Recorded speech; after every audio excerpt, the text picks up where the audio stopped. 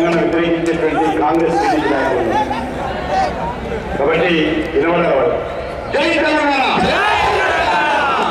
పిడికిలు బిగి చెప్పాలి. జై తెలంగాణ. రెండు పార్టీలు అడ్డం ఉన్నాయి, ఒకటి కాంగ్రెస్ ఒకటి తెలుగుదేశం. కాబట్టి రెండు పార్టీలతో రానున్న రోజుల్లో ప్రజాస్వామికంగా యుద్ధం చేయాలి మనం. కాబట్టి రెండు చేతులు పిడికిలు బిగి చెప్పాలి. జై తెలంగాణ. జై తెలంగాణ.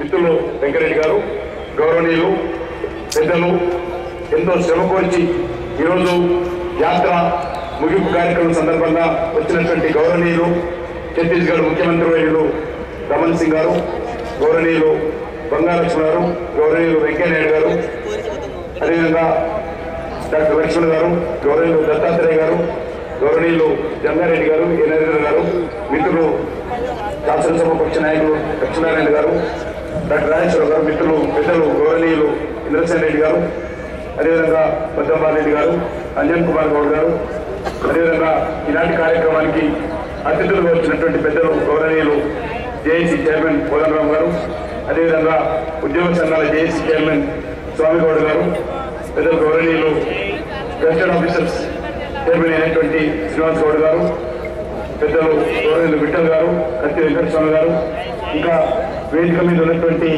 మిగతా పెద్దలు అందరికీ, ఈ కార్యక్రమంలో పాల్గొంటున్న అందరికీ మీ అందరూ కూడా ముందుగా తెలంగాణ ఉద్యమ అభినందనలు తెలియజేసుకుంటూ ఈ యొక్క 22 రోజుల యాత్ర, 24 రోజుల యాత్ర అంటే 18వ రోజు 18వ తేదీ ఇక్కడి నుంచి బయలుదేరడం జరిగింది. యాత్ర కృష్ణానది పాలమూరు జిల్లాలో కృష్ణానది పవిత్రమైనటువంటి ఒడ్డున కృష్ణమ్మ తల్లి విగ్రహాన్ని ప్రతిష్ఠించి అక్కడ నుంచి యాత్ర ప్రారంభించడం జరిగింది. మధ్యలో ఏడుపాయల జాతర అయినటువంటి వనదేవత దర్శనం చేసుకోవడం జరిగింది. కరీంనగర్లో వేములవాడ మల్లికార్జున స్వామి దర్శనం చేసుకోవడం జరిగింది. యాదగిరిగుట్టలో శ్రీ లక్ష్మీ నరసింహస్వామి దర్శనం చేసుకోవడం జరిగింది. భద్రాచలంలో మరి శ్రీరామచంద్రుడి పాదపద్మాల ఆశీర్వాదం తీసుకోవడం జరిగింది. అదేవిధంగా సమ్మక్క సారక్క మేడారం జాతరకి వెళ్ళి అమ్మగారి ఆశీర్వాదం కూడా తీసుకోవడం జరిగింది.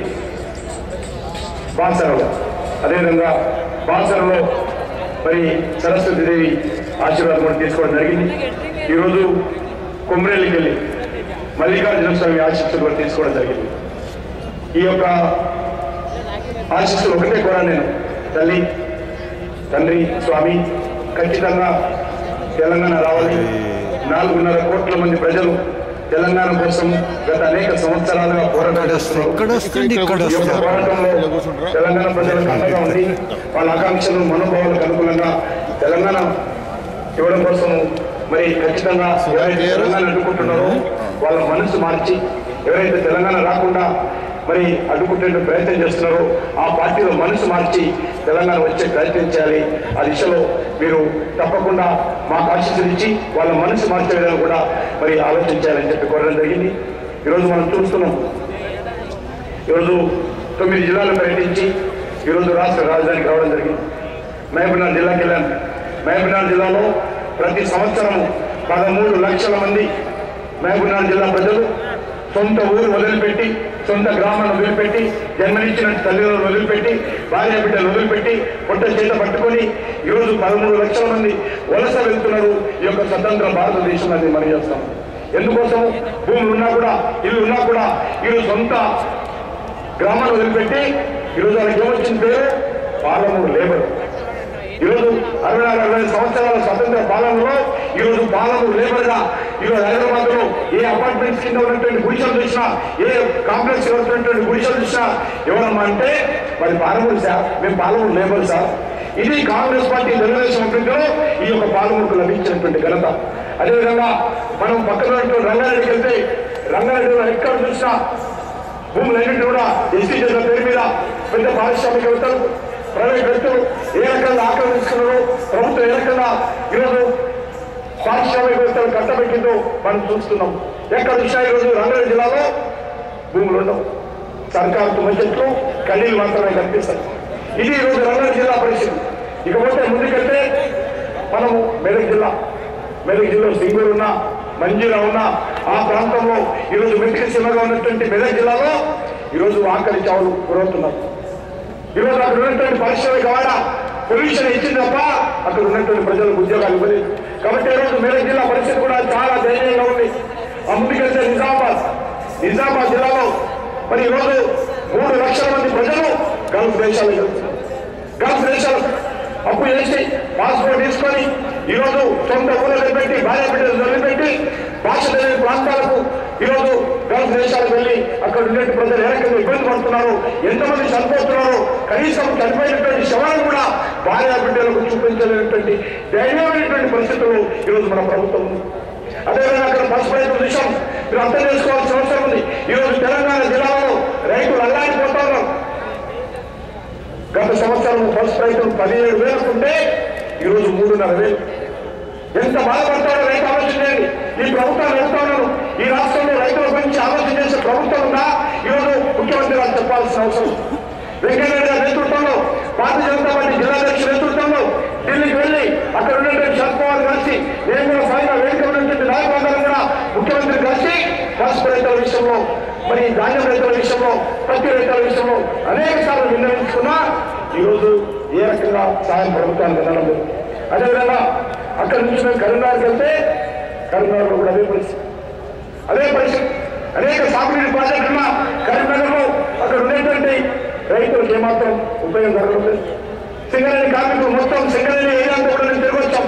సింగరేణి కార్మికులు ఎంత బాధ ఉన్నారంటే నేను ముందుగా ఈ యొక్క సకల జనుల సమ్మెలో పాల్గొన్నటువంటి సింగరేణి కార్మికులు కూడా మరొకసారి నేను సెల్యూట్ చేస్తూ ఏ రకంగా 42 రోజుల పాటు సింగరేణి కార్మికులు ఈ యొక్క సకల జనుల సమ్మెలో పోరాటం చేశారు మనకు తెలుసు. ఆ తర్వాత మనము వరంగల్కి వెళ్ళాం. వరంగల్లో దేవాలయ ప్రాజెక్ట్ చూస్తే బాధ అనిపిస్తుంది. దేవాలయ ప్రాజెక్ట్ సంబంధించి ఈరోజు 2001 మొదలుపెట్టాం. 2001 మొదలుపెట్టారు. ఈరోజు మరి 11 సంవత్సరాలు అయింది. 5,000 కోట్ల రూపాయలు ఖర్చు పెట్టారు. ట్రాన్స్మిషన్ ఇరిగేషన్ బ్లాస్ట్ అవుతుంది, వాటర్ లీక్ అవుతుంది, ఆపేస్తున్నారు. ఇంతవరకు 1 ఎకరం భూమి కూడా 11 సంవత్సరాల తర్వాత కూడా దేవాలయ ప్రాజెక్టు ఏకైక ప్రాజెక్టు ఇరిగేషన్ సంబంధించి తెలంగాణ జిల్లాలో పూర్తి చేశామని చెప్పుకుంటున్నటువంటి ప్రభుత్వం ఈరోజు ఆ ప్రాజెక్టు దగ్గర 1 ఎకరానికి కూడా అదనంగా భూమి ఇవ్వలేదు. అక్కడ నుంచి మరి రోజు మన నల్గొండలో చూస్తే చాలా ధైర్యంగా ఉంటుంది. నల్గొండ జిల్లాలో మరి 20% భూములు కూడా ఎక్కడ కూడా సాగులోకి లేవు. భూగర్భ జలాలు నడిపిపోయినాయి. ప్రజలు ఈరోజు ఫ్లోరైడ్ వాటర్ తాగి 25,000 మంది వికలాంగులుగా మారారు. కళ్ళ ముందే నడింట్లో కళ్ళ ముందు జరిగేటువంటి పసిబిడ్డలు ఈరోజు తాగుని లేకుని కారణంగా ఫ్లోరైడ్ వాటర్ తాగి కాళ్ళు వంకలు తిరిగి, చేతులు వంకలిగి, ఎంటుకలు తెల్లగైపోయి, పళ్ళు విసిపోయి, కళ్ళు కనిపించకుండా, వెన్నెక్కకు పడకుండా పట్టుకున్నటువంటి శవాలుగా ఈరోజు 25,000 మంది నల్గొండ జిల్లా గ్రామాలలో ఫ్లోరైడ్ వాటర్ తాగి తెలంగాణ బిడ్డలు ఈరోజు బాధపడుతున్నారంటే ఈ ప్రభుత్వం చెప్పాలి. రోజుకు సాగునీరు లేదు. ఉన్నటువంటి ఫ్లోరైడ్ వాటర్ తీసుకొని వ్యవసాయం చేస్తే ఆ యొక్క పంట తిన్నా కూడా, ఆ యొక్క గిడ్డి గింజలు తిన్నా కూడా వాళ్ళకి అనారోగ్యం గురవుతున్నారు.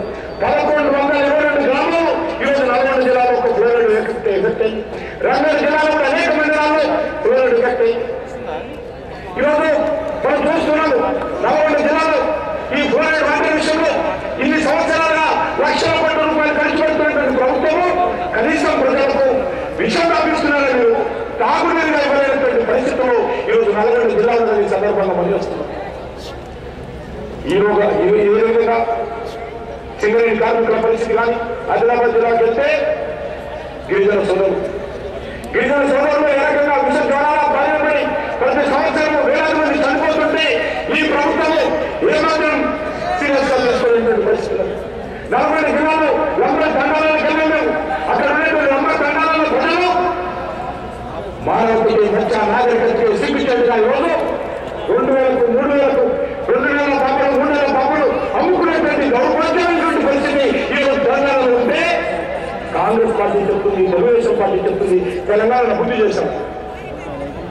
పసిపిల్లలు అమ్ముకుంటున్నారు. ప్రపంచంలో ఎక్కడ ఉంటున్నారు? 2,000కు 3,000కు ఆడబిడ్డలు బంగారం లాంటి బిడ్డలను పేదరికం కారణంగా, బీదరికం కారణంగా, నిరక్షరాస్యత కారణంగా, పిల్లలను పోషించలేని కారణంగా ఈరోజు పిల్లలు అమ్ముకునేటువంటి దౌర్భాగ్యమైనటువంటి పరిస్థితి ఈరోజు ఉన్నది నల్గొండ జిల్లాలో, తెలంగాణ జిల్లాలో. అందుకే భారతీయ జనతా పార్టీ తరఫున మేము ఈరోజు తెలంగాణ రావాలని కోరుకుంటున్నాం.